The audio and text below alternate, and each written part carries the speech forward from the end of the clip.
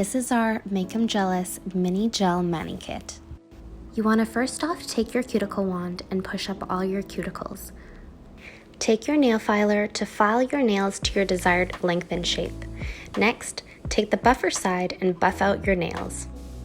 Once your nails are prepped, you want to grab your PINKARAT UV LED nail lamp.